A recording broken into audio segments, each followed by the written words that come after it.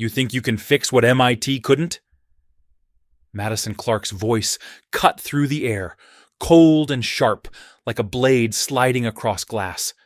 Sparks of blue fire burst from the AI-guided engine worth $2 million, flickering across the polished marble floor.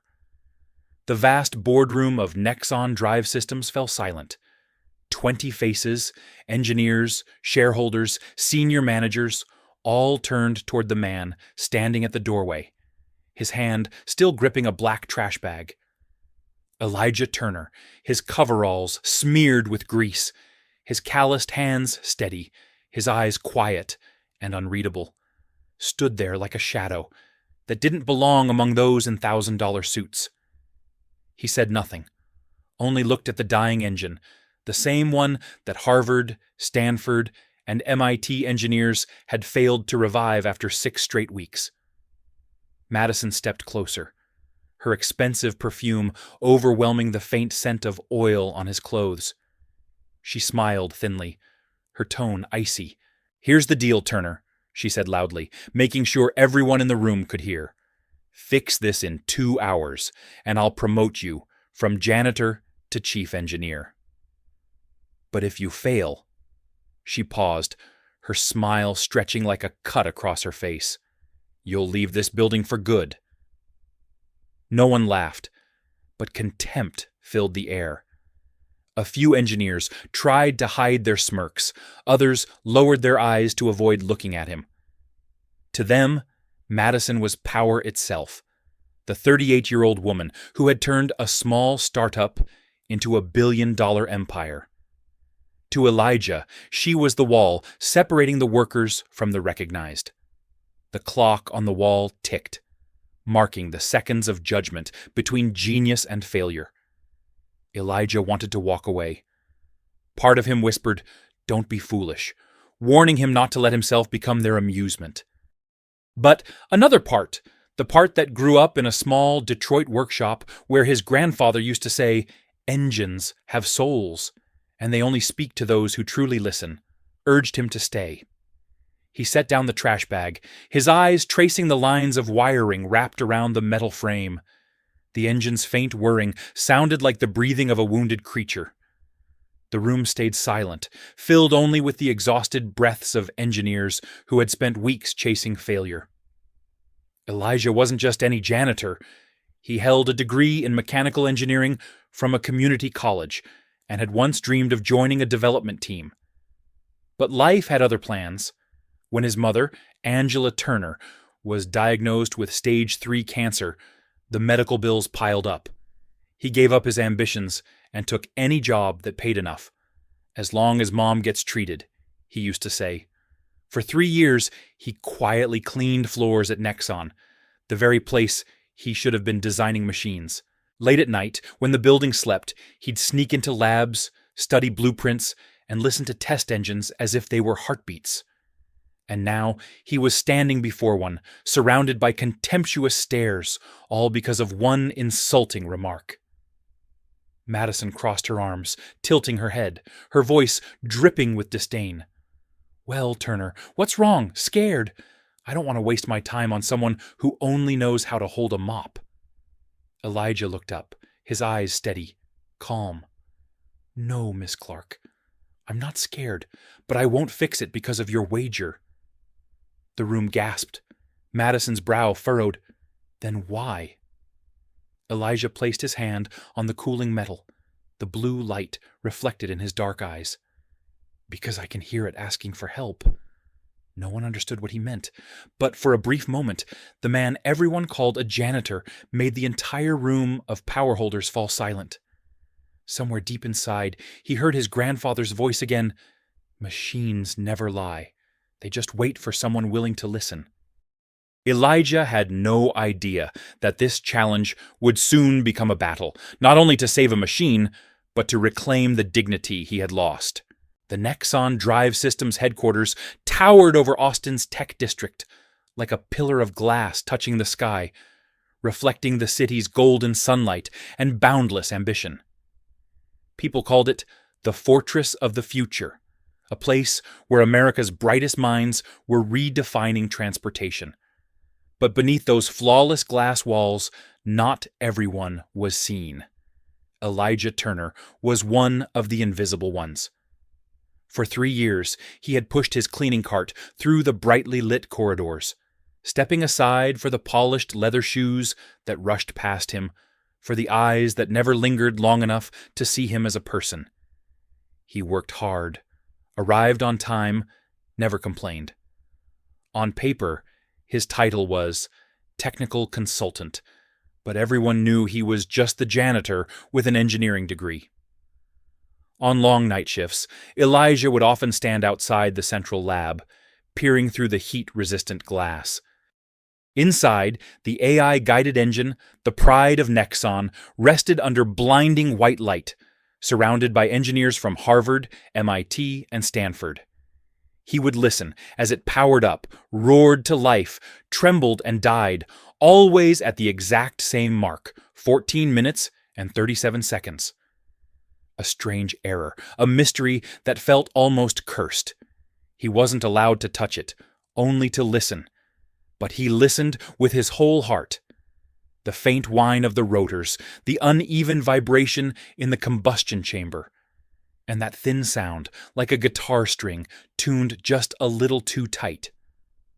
Out of rhythm, Elijah thought. It's fighting itself. That day, when Madison Clark stormed into the boardroom, Nexon was already on the edge of collapse. For 6 straight weeks, engineering teams had worked 16-hour days, rewriting code, replacing chips, reassembling circuits. Yet the engine kept failing at the same point.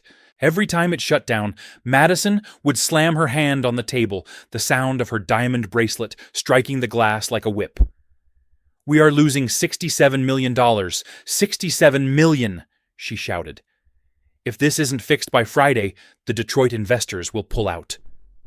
Her voice froze the room. Andrew Blake, the 32-year-old lead engineer, hung his head, dark circles under his eyes. Emily Park, the AI specialist, clenched her trembling hands. They had tried everything, yet the same error, harmonic disruption detected, haunted them like a ghost. In the corner, Elijah quietly replaced the water dispenser. He didn't mean to listen, but Madison's words pierced him anyway. "Maybe we're keeping too many useless people here. Even the janitors are slowing productivity." The room went still. A few glanced his way, their eyes a mix of awkwardness and agreement. Elijah bowed his head. He was used to it. Surviving here meant learning to be invisible. But that night, when the building fell silent, Elijah returned to the boardroom. The dim yellow lights reflected off the silver engine. He carefully opened the blueprint left behind on the table. Lines of tiny text stretched across the pages. Technical specs, ratios, frequencies, measurements. And then he saw it. Something off. The mechanical parameters were written in metric units, but the software controlling them used inches. The discrepancy was tiny, just fractions of a millimeter. But in the world of precision engineering, that gap was the difference between smooth operation and thermal failure. Elijah sat down, his fingers tracing the notes as if decoding a secret language. "Could it be?" he whispered. "It's being forced to live in 2 worlds?" Outside, the Austin night wind drifted through the glass halls, making the engraved nameplates tremble softly. His name wasn't among them, but in that moment he knew, if no one else would listen to the heartbeat of this machine, he would be the first. He laid his hand on the cold metal surface. The metallic echo answered, steady, alive. "All right, my friend," Elijah murmured. "Let's see what's hurting you." He had no idea that night would change his entire life, and the fate of Nexon's proud empire forever. The next morning, the glass corridors of Nexon Drive Systems gleamed as if no storm had ever passed through. Engineers hurried by with laptops, circuit boards, and coffee cups, brushing past Elijah without so much as a nod. He kept pushing his mop cart quietly, head lowered, blending into the background like part of the building's air. But to him now, every wall, every cable, every shimmer of light reflecting off the engine seemed to whisper something. He understood. The problem wasn't technology. It was people who had forgotten how to listen. That afternoon, Madison walked into the conference room with her usual icy composure. Her red heels struck the floor in sharp, deliberate rhythms that froze the air around her. Dr. Karen Whitfield, the veteran technical consultant, had flown in from California. Thomas Grant, the investor from Detroit, sat with his arms crossed, his face carved in stone. In front of them, the AI-guided engine, the heart of Nexon, sat silent, waiting for its final judgment. 3 days, Madison said, her voice slicing through the tension. We have 3 days to fix this. If not, the project is over, and believe me, someone will leave this building with it. The words made Andrew Blake, the lead engineer, swallow hard. Sweat glistened on his forehead. He'd slept less than 5 hours in 2 weeks, yet still couldn't find the cause. Madison didn't care about reasons. She only wanted results. I don't pay for excuses, she had said before. Meanwhile, Elijah quietly cleaned the corner of the room, where the water dispenser had just been replaced. He didn't dare look up, but every word of that meeting echoed clearly in his ears. Then Madison's voice struck again, calm but cutting. Perhaps we should review our team. There are people here who don't belong, like those who only know how to hold a mop. A few chuckles rippled through the room. A sharp laugh rang out from Lauren McCarthy, the head of HR. Elijah froze, his hand tightening around the mop handle. Don't belong here. The phrase repeated in his mind like a blade twisting deeper. That evening, Madison called another emergency meeting. The tension was so thick it could be carved out of the air. Dr. Karen quietly observed, taking notes, while Thomas Grant checked his watch, tapping his fingers on the table. In the back row, Elijah was preparing to leave after finishing his final cleaning shift. Madison planted her hands on the table, her tone lowering. Enough. I'm tired of failure. If none of you have a solution, I'll find someone who does. No one spoke. The ticking of the clock grew louder, as if counting down to the project's final breath. And then, the last person anyone expected to speak, Elijah, slowly raised his hand. Ms. Clark, he began, his voice trembling but clear. I don't think the problem is in the software. It's in the resonance frequency. The room froze. Excuse me? Madison arched an eyebrow, a faint smirk curling on her lips. The engine and the AI system are fighting each other, Elijah continued, his eyes sparking with conviction. They're not speaking the same language. The mechanical design uses metric units, but the AI calculations are based on inches. That mismatch causes energy vibrations to misalign, creating reverse resonance. In other words, they're not playing the same song. A beat of stunned silence followed. Then laughter broke out. Andrew let out a tired chuckle. Buddy, are you talking about engineering or music? Madison squinted. So, a janitor just diagnosed what MIT engineers couldn't? How adorable. But then Dr. Karen Whitfield's voice cut through the laughter. Wait. She stood, walking toward Elijah. Did you just say a mismatch between measurement units and harmonic frequencies? Yes, ma'am. When the AI compensates for the wrong conversion, it overcorrects, like a conductor forcing an orchestra to play off key. Karen's eyes sharpened. She turned toward the display screen. We've never checked that variable. Madison smirked. You can't be serious, Dr. Whitfield. Very serious, Karen replied, and I want him to prove it. Thomas Grant leaned forward, resting his hand on the table. I'm curious too. Let him try. If he fails, what do we lose? Madison stayed silent. She didn't want to be lectured by a janitor, but the eyes of the investors and the consultant left her no choice. "Fine," she said finally, her tone sweet, but dripping with sarcasm. 2 hours. Fix it, and you'll get your promotion. If not, you know the consequence. Elijah took a deep breath, feeling hundreds of eyes fixed on him. He placed his hand on the cold silver engine and closed his eyes. In the heavy silence that filled the room, he whispered softly, only for himself to hear, "Grandpa, I'll do this my way." The test had begun. The conference room on the 42nd floor had turned into a stage. Cold white lights poured down on the metallic table where the engine rested at its center, gleaming like a steel heart waiting to be revived. Cameras from Nexon's media department had been set up, broadcasting the test live on the company's internal network. Employees across every floor gathered around screens, eager to witness the moment when the janitor dared to challenge the elite minds of engineering. Madison Clark stood by the glass wall, tall and poised, her lips pressed tightly together. She knew exactly what she was doing, a public execution disguised as a test. When Elijah failed, and she was certain he would, she would have the perfect excuse to fire him and calm the furious investors. "Record from every angle," she whispered to the media staff. "I want to see the exact moment he realizes he's nothing." Dr. Karen Whitfield stood with her arms crossed, her eyes calm but focused.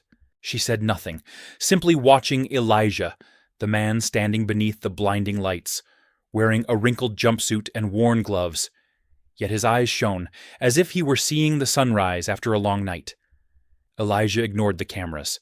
He placed his hand on the engine's cool metal surface, feeling its texture beneath his calloused palm. Every eye was on him. Whispers spread, skeptical, mocking, curious. How can he think he knows better than an MIT team? He'll probably pretend to know something and blame the software. He heard it all but didn't care. In his mind, only one voice echoed, that of his grandfather, Henry Turner, the old mechanic from Detroit, who once told him, "To understand a machine, let it speak. Don't force it into silence." Elijah opened the maintenance hatch and leaned in, studying the welds, the bolts, the sensor wires, connecting mechanics, and artificial intelligence. The machine's rhythm was like a heartbeat gone astray. He started the system. The engine roared softly, then steadied, the room filled with the sound of living metal. Elijah tilted his head, closed his eyes. "What do you hear?" he asked calmly. Andrew, the lead engineer, shrugged. "Just the sound of a machine." Elijah smiled. "To me, it's music, but it's out of tune." He turned to the display screen, his fingers moving swiftly across the control panel. Waves of vibration data appeared, pulsing like an erratic heartbeat.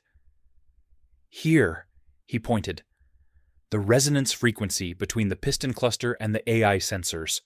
At 2800 RPM, it's off by 0.003 units. It's small, but enough to destroy balance." Dr. Karen stepped closer, her eyes lighting up. "How did you detect that deviation?" "By ear," Elijah replied. "I heard the clash between two frequencies, like an orchestra with one instrument playing out of key." The room went silent in disbelief. Madison let out a sharp laugh. "You sound like something out of a Hollywood movie." But Thomas Grant, the investor from Detroit, leaned forward, genuinely intrigued. "Show me." Elijah pointed at the technical blueprint. "Here's the root error. The mechanical components are built in millimeters, but the AI reads in inches. When converted, it's only a 0.03 millimeter difference. But in precision mechanics, that's an abyss. The AI overcorrects, the machine resists, and they fight until it overheats." A ripple of shock spread through the room. Andrew stared at the data, eyes widening. "My God, we never checked for unit mismatch.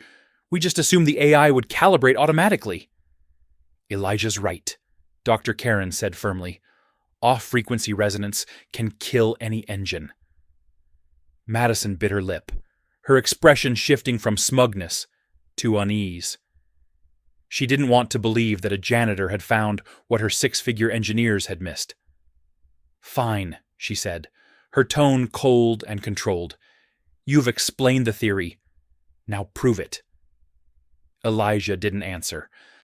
He reached into a tool cabinet and took out a small metal ring, a harmonic damper he'd once seen in an old test lab.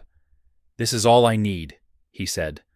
A frequency stabilizer between the mechanical and AI systems. Madison laughed.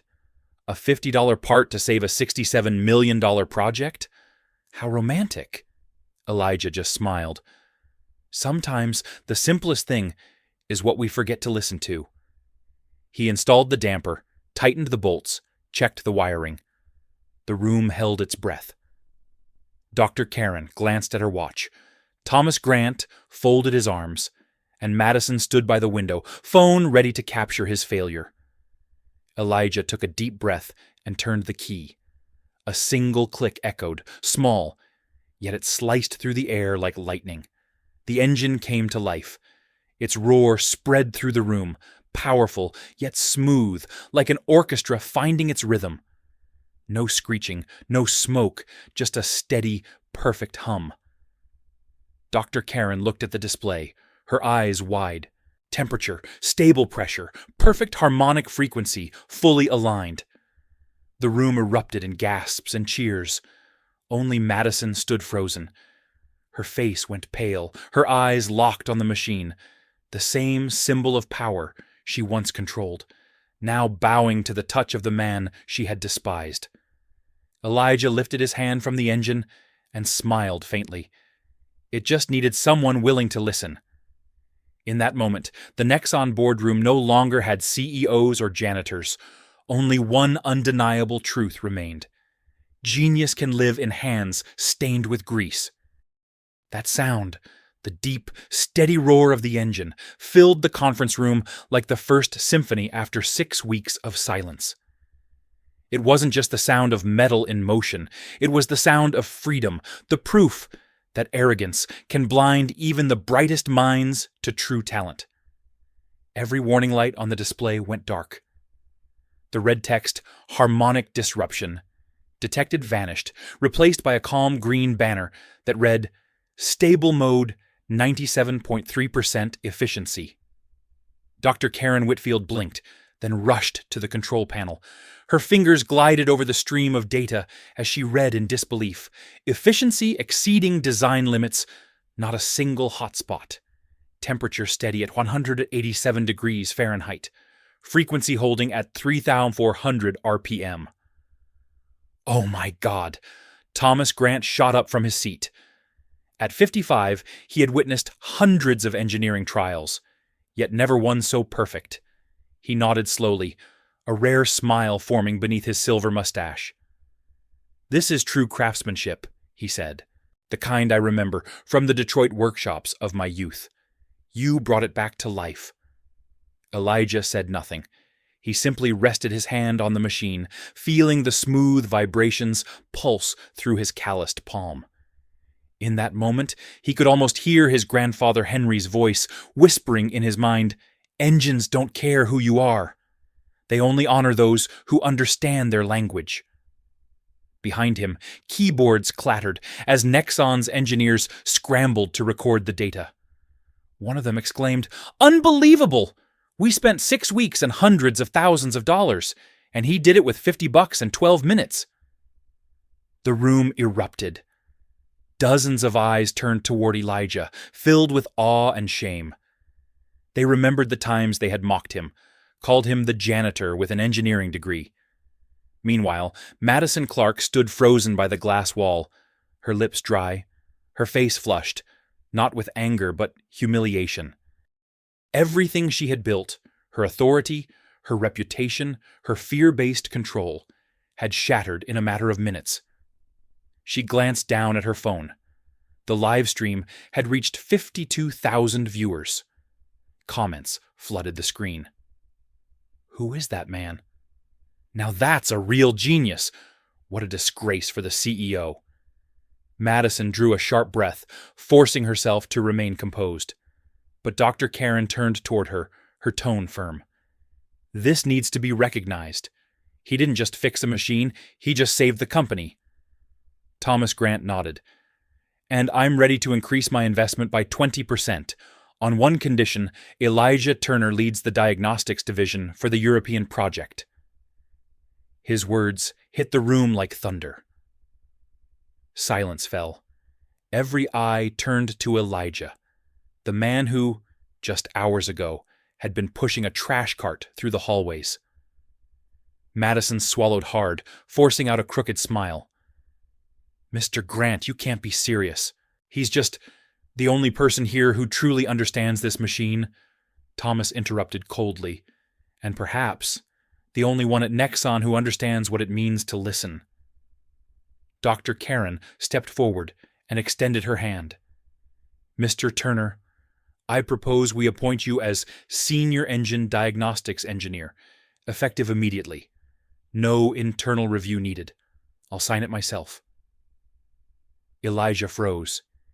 He had never imagined this moment, standing under the bright lights, surrounded by hundreds of people, with Dr. Whitfield, the very scientist whose research papers he had once studied online, now offering him her hand. He shook it lightly, his voice trembling. I just wanted it to work, because it was the right thing to do. Behind him, Andrew Blake stepped forward, his face red with shame. He bowed his head slightly. I'm sorry, Elijah. We were wrong. Our arrogance blinded us. If you're willing, I'd like to work with you. Elijah smiled gently. No one's born knowing everything, Andrew. What matters is whether we're willing to start learning again. Applause broke out, hesitant at first, then louder. From the back of the room, a young engineer stood and started cheering. No one knew who began it, but soon the entire room joined in, united in a single sound, applause for the man they once called invisible. Madison turned away. She caught her reflection in the glass, the same face, but behind it were the eyes of a crowd that no longer respected her. For the first time in her life, she felt small inside the empire she had built. Elijah removed his gloves, wiped the sweat from his brow, and looked at the engine running in perfect rhythm. He whispered softly, just for himself, Grandpa, we did it. Dr. Karen heard and smiled. Not we, Elijah. You did. Thomas Grant checked his watch, then turned to the investors. Send out the announcement. Today, Nexon didn't just fix an engine. They restored faith. Down on the ground floor, hundreds of employees crowded near the glass walls, watching as the first autonomous car slowly rolled forward. The Texas sunset cast a golden glow on the steel surface, reflecting like a mirror. That evening, the sound of the engine wasn't just the sound of technology. It was the declaration of a man once dismissed by the world. When arrogance falls silent, true talent finally speaks. The next morning, Nexon Drive Systems headquarters seemed to awaken after a long storm. Everything was in its usual place, yet the atmosphere had changed. The once sterile hallways buzzed with whispers, curious glances, and a sense of excitement. Everyone was still talking about one name, Elijah Turner, the janitor engineer who made the entire corporation stop and look up. On the company's internal network, the live stream of the test had reached over 100,000 views overnight. In the comments, thousands of employees, both past and present, expressed their respect. Some called him the miracle mechanic. One wrote, "He made me believe that justice still exists in the corporate world." But on the top floor of the glass tower, Madison Clark did not find any of it inspiring. To her, it was a public nightmare. The world had just witnessed the CEO of Nexon being defeated, not by a competitor, but by the man she once called the janitor. In her office, Madison slammed her phone onto the table, the sound sharp and echoing. The screen still displayed the video title, Janitor Fixes $67 million Engine, Live CEO Left Speechless. She turned toward Lauren McCarthy, the head of HR, her voice trembling with rage. "Tell me why he's still here." Lauren stammered. "Ma'am, the board decided to keep Mr. Turner in his new position, at least temporarily, probably to avoid public backlash." Public backlash? Madison let out a cold laugh. "This is a company, not a comedy show." But the truth was, Dr. Karen Whitfield and Thomas Grant had already submitted an official report to the board of directors. In it, Elijah was credited as the engineer who provided an accurate technical diagnosis, salvaged the project, and preserved Nexon's reputation. Worse yet, the European Investment Council had released a press statement praising Engineer Turner's groundbreaking insight. The news spread across every major tech forum, trending under headlines like "Hidden Genius at Nexon" and "The Janitor Who Outsmarted MIT." Madison lowered her head onto the desk, her hand trembling. 3 years she had built her empire with an iron hand, and in just 2 hours, that image had collapsed. But the real fall was still ahead. 3 days later, the board of directors called an emergency meeting. The room fell silent as senior board member Denise Carter read the results of an internal investigation. Internal emails were found containing derogatory remarks toward employees, including one referring to Elijah Turner as the trash man who can't read blueprints. Several messages were sent directly from the CEO's account. The room froze. Madison's body stiffened. "It was a joke," she protested, her voice shaking. "That joke," Denise replied coldly, "has become evidence of a toxic culture. And now the shareholders demand answers." Thomas Grant nodded. "If I'm to invest tens of millions more, I need to see a company that values talent, not one that crushes it." "Madison, you've forgotten that." Madison turned toward Dr. Karen, hoping for support, but the consultant only shook her head. "No one denies your ability to lead," she said, her tone soft but piercing. "But power without respect is just dictatorship, wearing the mask of performance." The air grew heavy. Madison took a long breath and gave a bitter smile. "What do you want?" "My resignation?" Denise Carter answered plainly. "No. The board has decided to demote you to strategic advisor, reduce your salary by 40%, and suspend your executive authority for 6 months. Effective immediately." A recorder clicked. The meeting was over, leaving Madison in silence. On the table lay the official document, temporary oversight of the technical division assigned to Elijah Turner. A chill ran down her spine. As Madison walked out of the room, the corridor fell unnaturally quiet. No one greeted her. No one looked at her. The woman who once made everyone bow their heads had become a shadow in her own empire. Meanwhile, on the floor below, Elijah entered the newly renovated testing lab. The room was bright, clean, full of energy. On the wall gleamed a new silver slogan: "Innovation begins with respect." He looked around, spotting Andrew instructing a group of young engineers assembling the 2.0 engine prototype. Dr. Karen stood at the back of the room, smiling warmly at him. "You've ignited more than just an engine, Elijah," she said. "You've started a new way of thinking." Elijah nodded modestly. "I only did what everyone should. Believe in true value, not titles." Dr. Karen's voice softened. "Do you think Madison will change?" Elijah smiled faintly. "I think anyone can, if they're willing to listen. People are like engines. When they fall out of rhythm, they just need someone patient enough to realign them."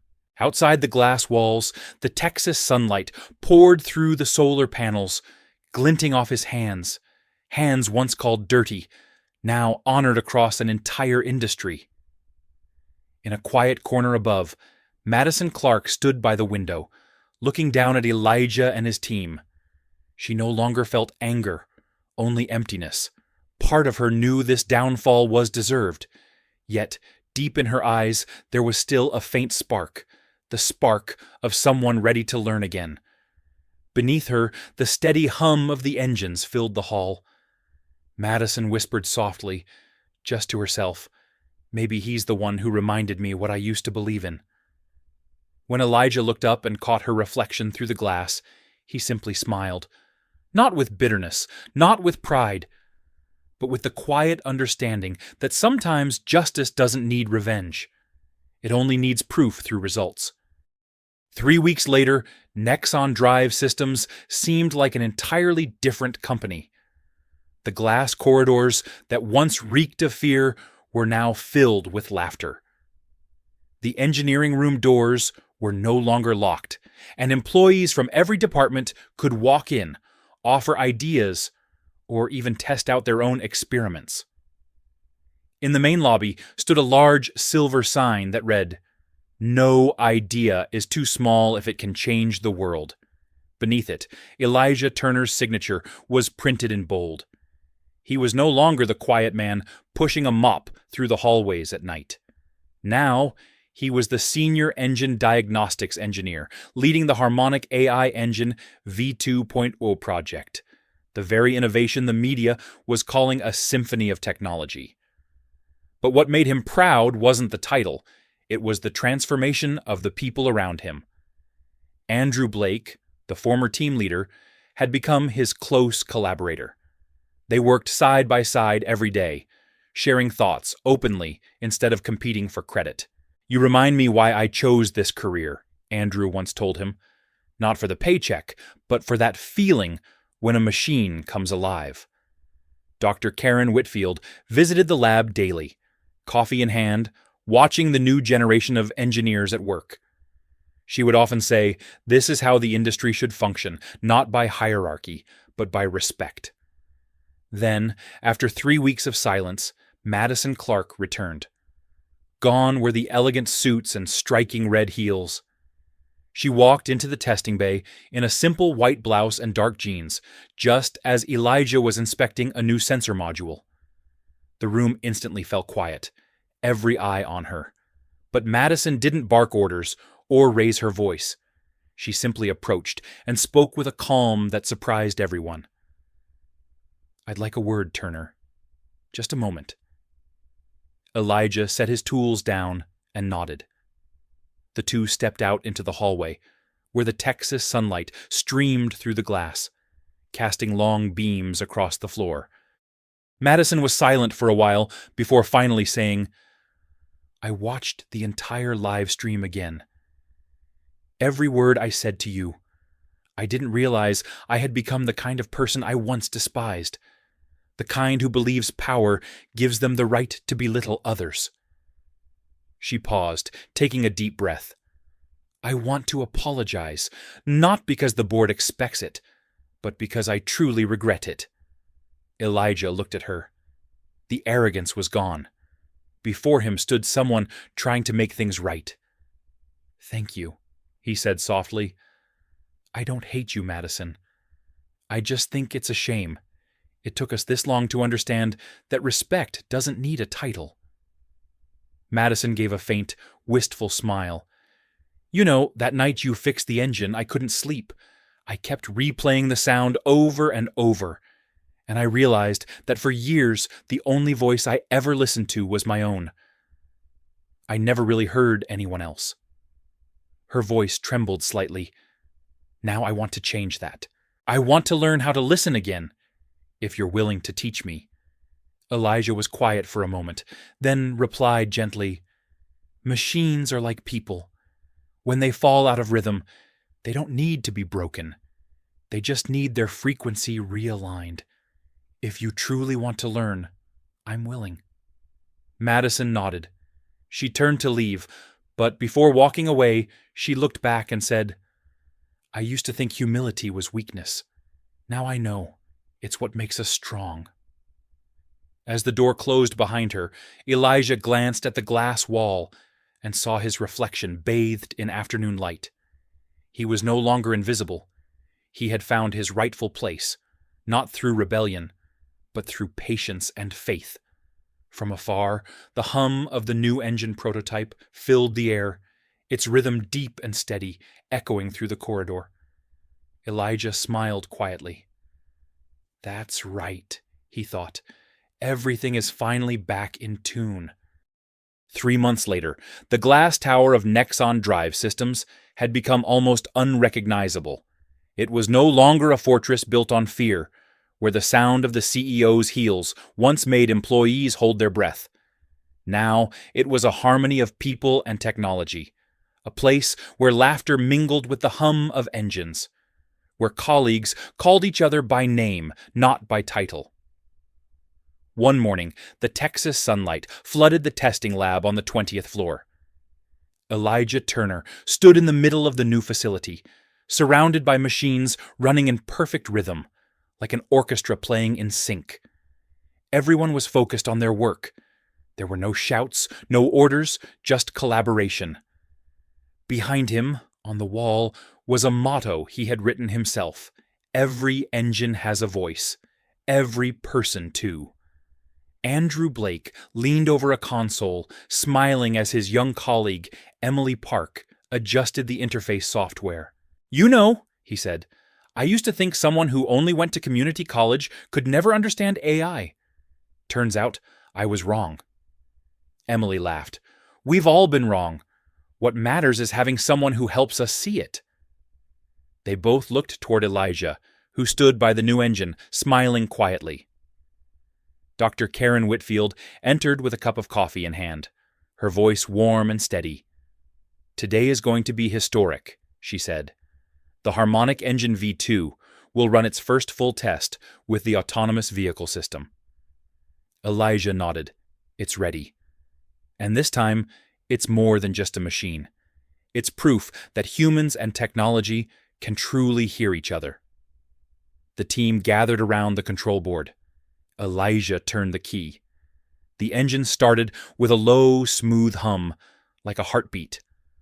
Lights on the circuits flickered green as data streamed across the screen in flowing waves. The system stabilized at 3,400 RPM with zero deviation. The software responded instantly, the AI coordinating flawlessly. The room held its breath, then erupted into applause as the efficiency number climbed to 99.2%. "We did it!" Andrew shouted. Emily burst into tears of joy. Dr. Karen smiled, her eyes glistening with pride. "This is something the whole industry will have to rethink," she said. And it all started with someone they once called invisible. Amid the cheers, the glass door opened. Madison Clark walked in, not the imposing executive of old, but a woman transformed. She wore a simple white blouse and dark jeans, a folder in hand, her expression calm and kind. The room went silent, but she raised a hand gently. "Please don't stop. I just want to watch." When the engine steadied, Madison approached Elijah. "I just signed the final approval," she said softly. "The inclusive innovation program you proposed has been approved by the board. Every employee, from engineers to security staff, can now submit ideas directly to leadership. And," she paused, "I want you to lead the project." Elijah smiled. "I think the janitor I used to be would be very happy to hear that." Madison gave a small, sincere smile. "And maybe the arrogant CEO I used to be would be too." They shook hands, a real handshake, not a formal one. The room erupted in applause again. In that moment, all hierarchies disappeared. There were no ranks, only people, equal, respectful, and heard. That afternoon, the golden Texas sunset bathed the building in light. On the upper floor, Elijah stood by the window. Below, dozens of self-driving cars bearing the Nexon logo moved smoothly through the courtyard, their green lights shimmering like a river of energy. He took a deep breath. The scent of metal, wind, and hope blended into one. Behind him, Madison stood quietly, looking out in the same direction. You know, she said, I used to think Nexon's greatest achievement was its technology. But now I realize the most extraordinary thing here isn't the chips. It's the people who believe that every voice matters. Elijah turned to her and nodded gently. And only when we truly listen, he said, can the world run smoothly. The engine continued to hum, steady and strong, like the heartbeat of a future reborn, one powered by humility, trust, and respect among people who once stood worlds apart. That autumn, the city of Austin welcomed a strange new wind, a wind that carried the scent of metal, the smell of something new being born, the smell of the future starting up. Along Nexon Drive, systems test tracks, rows of autonomous vehicles powered by the Harmonic AI Engine V2, glided under the golden light. The press called it the engine that listens. But to those inside Nexon, it stood for something much greater, the rebirth of trust. In the central square, Nexon held the launch ceremony for its new line of vehicles. Beneath the stage, hundreds of employees gathered, engineers, janitors, security guards, interns, all waiting with excitement. They weren't just there to witness a technological milestone. They had come to see the man who had once been invisible step into the spotlight. Elijah Turner wore a modest suit, his tie slightly askew, but his eyes shone as brightly as the day he had first stood before that broken engine. When the host introduced him as the man who saved Nexon from the brink of collapse, the entire crowd rose to their feet, the applause stretching endlessly. Elijah bowed slightly, his voice calm but resonant. Thank you. I'm not here because I'm smarter than anyone else. I'm here because I was given something many people never get, the chance to be heard. And I promise, from now on, Nexon will be a place where every voice matters. Below the stage, Madison Clark smiled quietly. She no longer sat in the highest seat of power, but had remained as an advisor on the board. When Elijah spoke those words, her heart tightened, not with regret over lost authority, but with a rare feeling she hadn't known in years: humanity. After the ceremony, she approached him and extended her hand. You did great, she said. I've never seen Nexon more beautiful than it is today. Elijah replied softly, I didn't do it, Madison. We all did. Even you, whether you believe it or not. Madison smiled faintly, her eyes warm. I believe it, because now I understand. The greatest thing a leader can do is let others shine. Meanwhile, Dr. Karen Whitfield stepped up to the stage holding the newly issued patent certificate. This isn't just a patent for an engine, she announced. It's proof that knowledge has no rank and talent knows no social class. Today, Nexon stands as the voice of a new generation, the generation of respect. The applause swelled again, louder, fuller. In the front row, Andrew Blake and Emily Park exchanged a proud smile. They remembered the dark days, the moments they had laughed at the man pushing the trash cart, and now they felt honored to work alongside him. Elijah bowed deeply in thanks, then quietly left the stage. He was never one for the spotlight. He preferred to stand where the sound of engines blended with the wind. There, he felt closest to his grandfather Henry, the man who had once taught him that every engine has a soul. He looked up at the Texas sky, now glowing orange with sunset, the light reflecting off the glass towers around him. In that reflection, 3 figures stood side by side: Elijah, Madison, and Dr. Karen. 3 people, 3 generations, 3 visions, now moving in harmony. Madison spoke softly, her voice carried by the breeze. Maybe the true miracle isn't that the cars can run, but that human hearts can learn to listen again. Elijah nodded. That's right. When human hearts move in sync, the world runs smoother than any machine. The wind swept through the rows of autonomous vehicles below, their engines humming in perfect rhythm, merging into a deep and gentle symphony, the harmony of once lost hearts finally beating together again. And somewhere within the steady pulse of that mechanical world, a voice from the past whispered through time the familiar words of Henry Turner. "Now you understand, Elijah. Every engine has a soul, and that soul only lives when we learn to listen." 6 months later, Nexon Drive Systems had become a defining story in America's tech industry. Engineering magazines called it the Harmony Revolution, the revolution of unity between humans and machines. From Austin to Detroit, Nexon's self-driving cars glided smoothly through the streets. No errors, no mechanical misfires, no vibrations out of rhythm. But what amazed people even more than the technology itself was how Nexon operated like a family. Elijah Turner was no longer called the miracle mechanic. He was now the head of inclusive innovation, leading global development and mentoring young engineers under a philosophy he had forged himself. Machines run on logic, but people run on trust. Despite his new role, his habits hadn't changed. He still arrived early, brought his mother's home-cooked lunch, and began each day by walking through the workshop, laying his hand on every engine to feel its pulse. One afternoon, as he inspected the production line, Madison Clark approached. She was different now, less makeup, softer eyes, her voice gentle as a breeze. "You know," she said, "yesterday I was invited to speak at a conference on human-centered leadership. They asked me about my management secret, and I told them, listen to the person you once thought was the smallest. I learned that from you."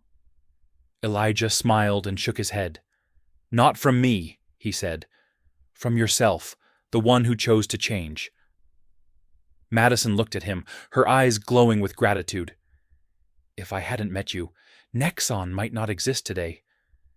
And maybe I wouldn't believe in people anymore."